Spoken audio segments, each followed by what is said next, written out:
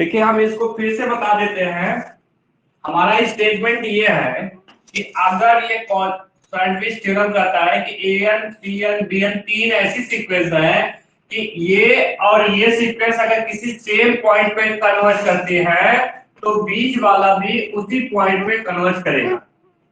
अब हमारे पास ये तीन क्वेश्चन लिखे गए हैं। पहला क्वेश्चन, सबसे पहले इस पूरे को हम मान लेते हैं am, ठीक है, ये हमारा am हो गया। तो अब इसको am से यहां बीच में, मतलब बीच में ये होने का मतलब ये पूरी सीक्वेंस बीच में है। अब हम क्या करते हैं, ये जो टर्म है इस पूरे में ये सबसे बड़ा है और ये जो टर्म है ये सबसे छोटा है। तो आप देखिए सबसे बड़ा ये है, तो जितने भी छोटे टर्म है ये सब छोटे हैं, इन सब छोटे टर्म को सबसे बड़े टर्म से रिप्लेस करिए।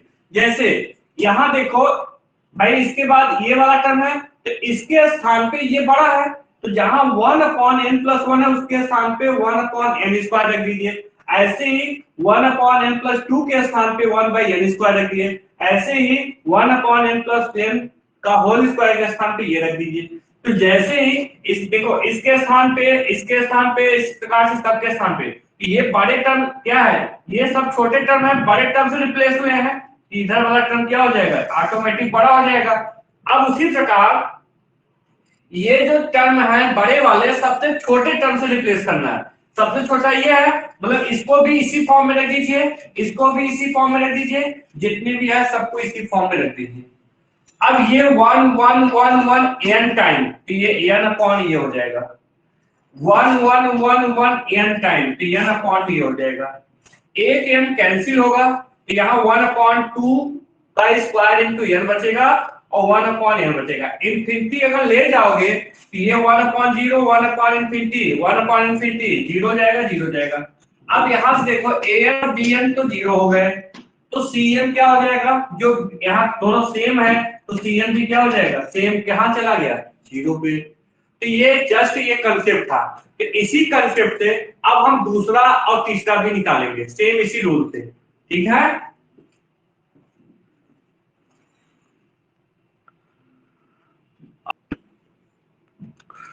तो इस क्वेश्चन को देखिए, मैं फिर से बता दे रहा हूं इसको सॉल्व करने के लिए। ये आपका क्वेश्चन है, हमने क्या किया, क्वेश्चन जो था उसी में यहाँ n² था कॉमन लिए, तो अब पावर 8 है तो n²/8 आएगा, तो 2/8 मतलब 1/4। यहाँ n कॉमन, ये दोनों में कॉमन ये ले लिए। अब ये बचा और ये बचा, ये बाइनोमियल एक्सपेंशन होता है। इस एक्सपेंशन से हम इसको पहले एक्सपेंशन कर लिए और इसी हेल्प से इसको, इसमें से इसको घटा दिए, तो 1 से 1 कैंसिल, इन दोनों में ये 4n कॉमन है तो 4n कॉमन लेंगे और ये घटाएंगे तो 1/2n - 1 ये बचेगा, आगे वाले इसी प्रकार बचेंगे। अब आप देखिए इस पूरे में n की पावर 1/4 से मल्टीप्लाई करेंगे तो ये पूरा, और यहाँ मल्टीपल, ये पूरा लिख देना है आपको। यहाँ पावर, अब यहाँ ऊपर अगर ये मल्टीप्लाई करेंगे तो आपको सिर्फ एरर देखिए कि अगर ऊपर n की पावर 1/4 है, नीचे n है, तो नीचे वाले की पावर ज्यादा है, तो नीचे वाला अगर पूरा इसको ले आके सॉल्व करेंगे तो 1/n की पावर 3/4 बचेगा। और आगे चलेंगे n² है, ये भी पावर ज्यादा है, तो आगे वाला सारे टर्म नीचे ही बचेंगे। और जब नीचे ही बचेंगे, इंफिनिटी रखोगे आप, सब नीचे बच रहे हैं, ये पूरा लिखना है। और जब इंफिनिटी रखोगे तो टोटल कहां चला जाएगा, 0। इस टाइप से इसको सॉल्व किया जाता है।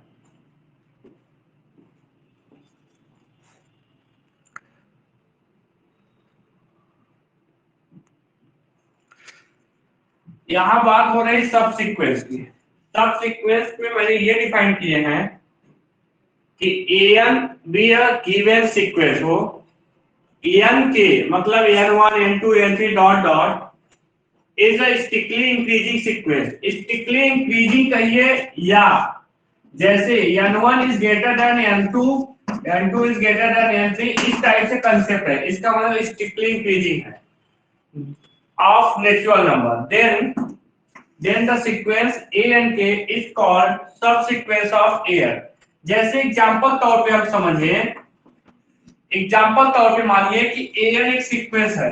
an अगर एक सीक्वेंस है जिसका मतलब हमारा क्या होगा, a1 होगा, a2 होगा, a3 होगा, a4 होगा, इस प्रकार से बहुत सारे होंगे, an होंगे, इस प्रकार से होंगे। अब हम इसमें डिफाइन कर रहे हैं एक सीक्वेंस, हम ये डिफाइन कर रहे हैं a2n, a2n इसका मतलब दो के मल्टीपल वाले, दो के मल्टीपल वाले, ये तो आएगा नहीं, टू के मल्टीपल ये है, a2 आएगा, a4 आएगा, a6 आएगा, इस प्रकार से जाओगे a2n वाले आएंगे डॉट डॉट। अब आप देखिए ये वाले डिफाइन कर दिया, और इसी प्रकार हम डिफाइन कर लें a2n माइनस 1। अब यहाँ नेचुरल नंबर है तो पहले 1 आएगा, यहाँ क्या आएगा a1 आएगा पहले, फिर 2 रखोगे a3 आएगा, a4 आएगा, a5 आएगा dot dot, a2n minus 1 dot dot. ये सीक्वेंस है और ये इसके पार्टिकुलर केस है, जैसे an के। अब n के मतलब कोई मल्टीपल आ रहे हैं, कोई मल्टीपल आ रहे हैं n के। अब मान लो 2 के मल्टीपल, 4 के मल्टीपल, 3 के multiple, odd multiple, even multiple, ये कुछ भी हो सकता है। और ये सीक्वेंस ओरिजिनल सीक्वेंस है। अगर ये ओरिजिनल सीक्वेंस है, इसमें से हम पार्टिकुलर नंबर वाले पकड़ना है कि 2 के मल्टीपल, ऑड नंबर और ये इवन नंबर, इसके सारे टर्म इसमें है या नहीं है? है। इसके भी सारे टर्म इसमें है। तो आप एक सबसेट पढ़ते हैं, वही कंसेप्ट सब सीक्वेंस के है कि अगर ये सीक्वेंस है और इससे बनी एक सब सीक्वेंस बना रहे हैं जो इसी के कुछ टर्म से बन रहा है एडजस्ट करके, कि इवन टर्म का कंसेप्ट लेके, ऑड टर्म का कंसेप्ट लेके। जैसे यहाँ पे इसी के इवन टर्म का है, यहाँ पे इसी के ऑड टर्म का कंसेप्ट है, तो हम यहां से ये कह सकते हैं कि this implies a2n and a2n minus 1, a2n minus 1 ये क्या है? Be subsequence of an। तो ओरिजिनल सीक्वेंस की ये सब क्या है? सब सीक्वेंस है। तो सब सीक्वेंस का यही मतलब होता है। जैसे एग्जांपल और देखिए, एग्जांपल में देखिए, अगर मान लीजिए ये सीक्वेंस है, अगर ये सीक्वेंस है 1 2 3 4 डॉट डॉट, तो यहाँ पे एंड हमने डिफाइन किया 2n माइनस 1, इसमें क्या आएंगे 1 3 5 7, इस प्रकार से आएंगे। तो यहां से आप कह सकते हो कि this implies 2n minus 1 is subsequence of sequence n। तो मतलब सीक्वेंस एक एज ए सबसेट, कि एक सेट दिया है उसका एक सबसेट बना रहा है, उसी के कंसेप्ट है। तो ये कंसेप्ट है कि इसके सारे एलिमेंट्स में है, इसलिए ये जो होगा इसका सब सीक्वेंस हो जाएगा। तो ये कंसेप्ट है सब सीक्वेंस का। मैंने इसमें जितना हो सकता था उतना आसान बनाया हूं।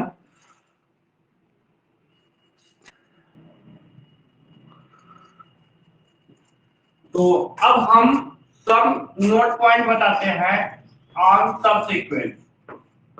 पहला नोट पॉइंट सर इसमें अब पहला नोट पॉइंट हमारा ये है, इसको रिकॉर्ड कर रहे हैं, अब इसके बाद जो पूछना होगा आप लोग पूछ लीजिएगा। नोट पॉइंट ये है, सब सीक्वेंस, एवरी सब सीक्वेंस, या पहला note point, every sequence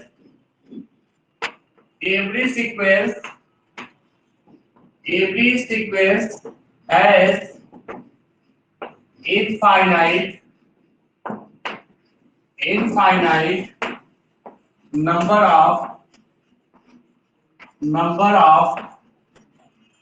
subsequence। Every sequence has infinite number of subsequence। कोई भी सीक्वेंस हो उसके पास इनफाइनाइट नंबर ऑफ सबसीक्वेंस होंगे। क्यों होंगे समझिए।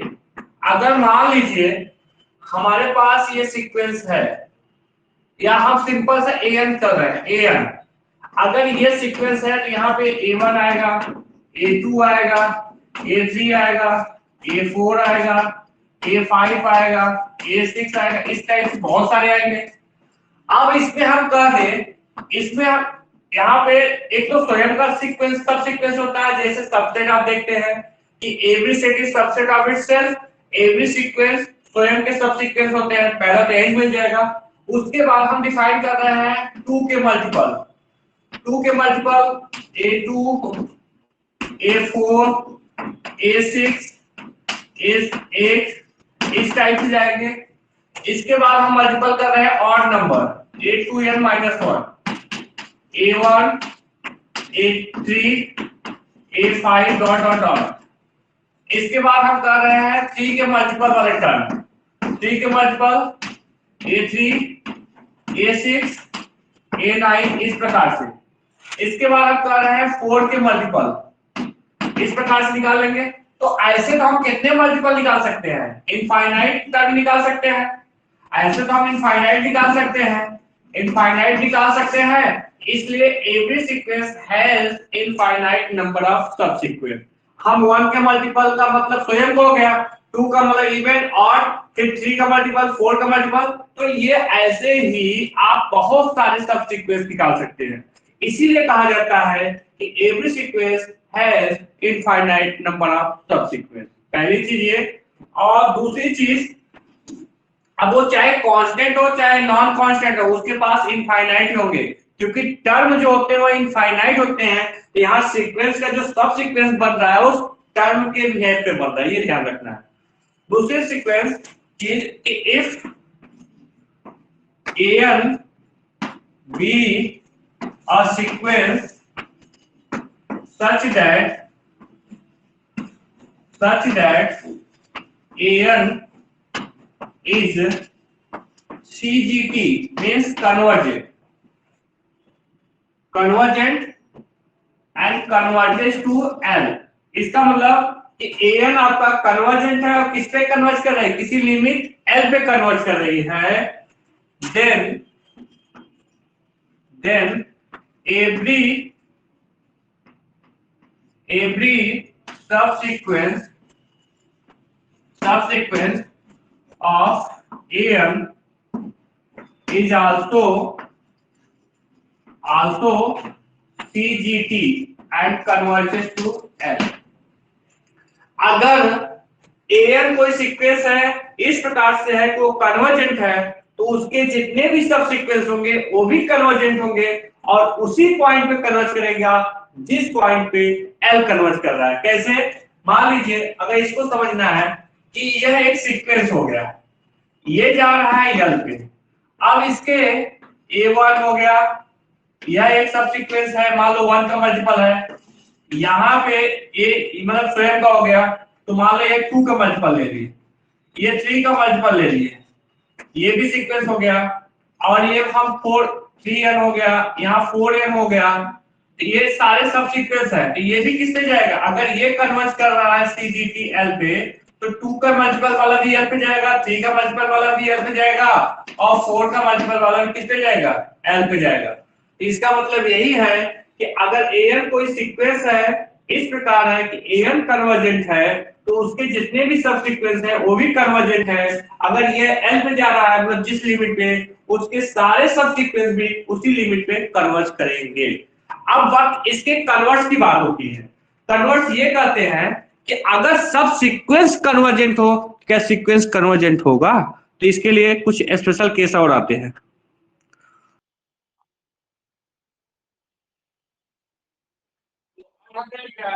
If some subsequence of a sequence an is convergent, this does not imply sequence an is convergent। अगर कुछ subsequence convergent है तो जरूरी नहीं सीक्वेंस कन्वर्जेंट। उसके लिए एग्जांपल ये लिखा, इवन टर्म और odd term.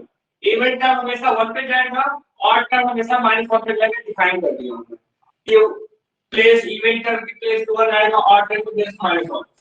A2n is subsequence of an, A2n minus 1 is also subsequence of an। यहाँ पे आपने देखा कि here A2n and A2n minus 1 is the subsequence of an। And A to N convert कर रहा है सीजीपी किस पे 1 पे, A to N minus 1 convert कर रहा है किस पे सीजीपी -1 पे सीजीपी, ठीक है सीजीपी। अगर दो यहाँ अब चलोगे आप ए टू एन 1 पे ए टू एन -1 पे, इसका मतलब ए एन के पास दो लिमिट हो गई, ए एन के पास कितनी हो गई दो। अब दो सब सीक्वेंस दोनों अलग अलग पॉइंट कर रही हैं तो सीक्वेंस ये कन्वर्जेंट नहीं होगा। तो यहां से आप क्या इंप्लाई करोगे, this implies N is not convergent. अगर सीक्वेंस को कन्वर्जेंट होना है तो दोनों की लिमिट सेम होना चाहिए। तो एक यहां पे नोट पॉइंट ये दिखाया जा सकता है नेक्स्ट नंबर 4 में कि if every subsequence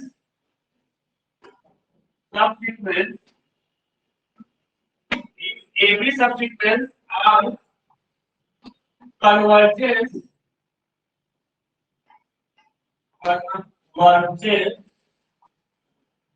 to same limit then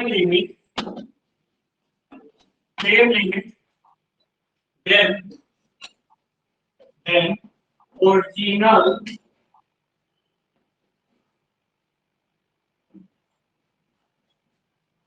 then sequence AM is also convergent। यहाँ पे ये लिखते हैं कि if every subsequence are convergent to same limit, मतलब जितने भी subsequence हैं अगर वो same limit में converge कर रही हैं then AN is also convergent। अगर जितने भी subsequence हैं सब same point पे converge कर रही हैं तो सीक्वेंस भी कन्वर्जेंट होगा। जैसे ये सीक्वेंस है, इसकी दो सब सीक्वेंस है लेकिन ये दोनों सेम पॉइंट पे कन्वर्जेंट अलग अलग पॉइंट पे कन्वर्ज कर रही है, इसलिए ये सीक्वेंस कन्वर्जेंट नहीं है। अगर ये दोनों सेम पॉइंट पे कन्वर्ज कर जाती तो ये सीक्वेंस भी हमारा क्या लेता कन्वर्जेंट होता। तो इवन और ऑड का कांसेप्ट भेजा, इवन और का कांसेप्ट ले रहे हो और इवन वाले अलग पॉइंट पे ऑड वाले अलग पॉइंट पे, आप डायरेक्ट कर देंगे सीक्वेंस नॉट करना है। अगर इवन और ऑड दोनों टर्म का दोनों सीक्वेंस सब है, सब सीक्वेंस किसी सीक्वेंस अगर सेम पॉइंट पे जा रही है तो आप ना देखे ओरिजिनल सीक्वेंस भी हमारा कन्वर्जेंट हो जाएगा, ठीक है ये इंपॉर्टेंट है इसका। ऐसे सेम टू सेम आपको डाइवर्जेंट के लिए यूज करना है, अपने से लिखना है कि अगर कोई सीक्वेंस डाइवर्जेंट है तो उसकी सारी सब सीक्वेंस भी डाइवर्जेंट होगी, ये कंसेप्ट। और अगर कोई सब सीक्वेंस डाइवर्जेंट है तो जरूरी नहीं है ओरिजिनल सीक्वेंस डाइवर्जेंट हो। इसके लिए एग्जांपल बना के हमें बता भेजना आपको, ठीक है। ये आपको आपका यहां तक का काम हो गया है कि आपको जो भी आएगा कॉची सीक्वेंस का concept, a sequence AM is said to be Cauchy sequence if given a silent greater than 0 there exists a possibility m, और ये जो m होगा हमेशा साइलेंट पे डिपेंड करेगा such that AM minus AM is less than or silent for all n greater than equal to m। Cauchy sequence ये होता है, आपको ये करता है Cauchy sequence अगर हमारे पास एक टर्म यहाँ पे है एक टर्म यहाँ पे, इन दोनों टर्म के बीच से चाहे हम जितना डिस्टेंस कम करें वो हमारे अकॉर्डिंग होगा कि आप साइलेंट पे डिपेंड कराते तो वो कॉची सीक्वेंस होगा। लेकिन आप लोगों को ये याद रखना है कॉची को प्रूव करने के लिए कि every convergent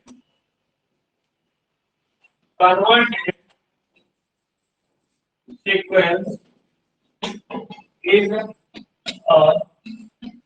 Cauchy is a Cauchy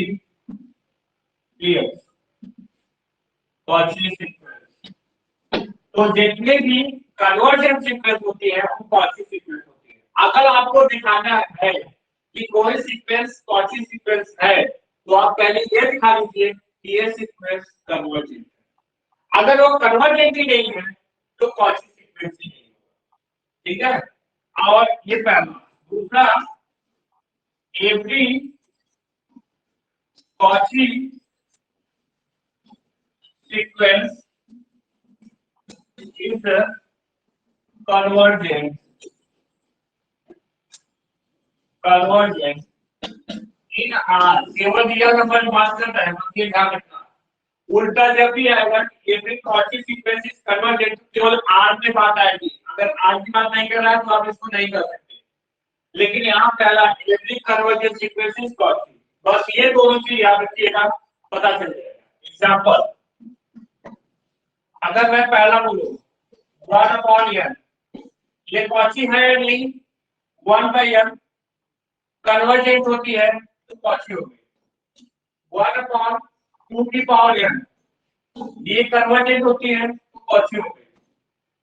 और n प्लस 1/n ये भी आपका कन्वर्जेंट है तो कॉची है। These are कॉची सीक्वेंस, ये सब कॉची सीक्वेंस है। अगर मैं यहीं पे आपको -1/n, ये कॉची नहीं है क्योंकि ये कन्वर्जेंट नहीं है। ये कॉची नहीं है क्योंकि ये कन्वर्जेंट नहीं है। cos n ये कॉची नहीं है क्योंकि ये कन्वर्जेंट नहीं है। n ये कॉची नहीं है क्योंकि ये कन्वर्जेंट नहीं है।